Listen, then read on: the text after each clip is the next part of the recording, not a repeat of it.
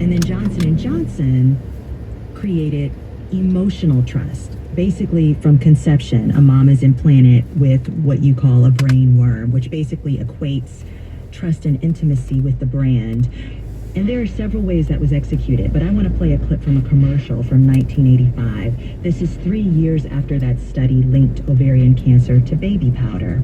And in this clip, there's a couple in conversation, and the man is holding the woman's teddy bear that she's had since childhood, which she has named Oscar. And the woman is putting baby powder on her arms as they're talking. Let's listen. Honey, Uh-huh. why do you keep Oscar? We grew up together. But he's so old. There are some things you just don't give up. Like your Johnson's baby powder? Yeah, like my Johnson's baby powder. It's the softest there is. Don't you like how it makes my skin feel so smooth and soft? Uh-huh. Well, you wouldn't want to give that up. Never. Well, I'm not giving up Oscar. Well, I guess there's some things you never outgrow. The soft feeling of Johnson's baby powder. A feeling you never outgrow. That was a commercial from Johnson & Johnson's baby powder marketing, 1985. It's marketed towards young women. Gardner, the company continued to use talc even after those studies showed links to ovarian cancer. What was the justification for that when there were other alternatives like cornstarch? So other companies, Pfizer among them, Colgate, many other companies used talc powder in their products, in their powders, and nearly all of those other companies started ending their use of talc because of these dangers and because of the growing literature linking talc use to cancer. Johnson & Johnson didn't do that. Part of the reason was that Johnson & Johnson dominated the space much more than other companies. Another was that Johnson's baby powder was so fairly unique with the company and its history. And in fact, the great executive for Johnson & Johnson was Robert Wood Johnson II.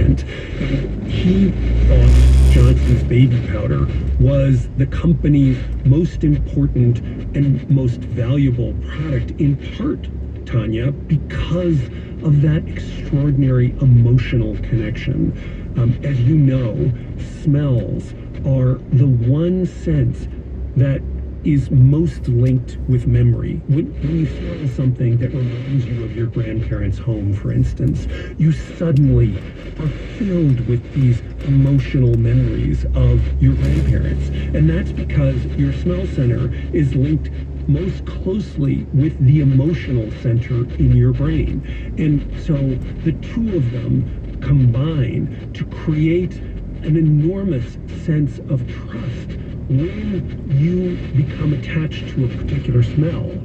So for decades, Johnson & Johnson executives would start many of their speeches by saying, when I say Johnson's baby powder, how many of you can just smell it? And the entire room would light up. So that's why the company sort of stubbornly stuck to this product long after the health risks associated with it became very clear, and long after nearly every other company abandoned talc. So Johnson & Johnson just switched over to cornstarch just a few years ago. So Yes. This is not that long ago that now you can't really buy talc baby powder, but does the smell change with cornstarch? It doesn't. So the stubbornness in some ways is sort of hard to understand. But here's the thing. Johnson & Johnson in many ways is a law firm with a drug and a medical device subsidiary attached.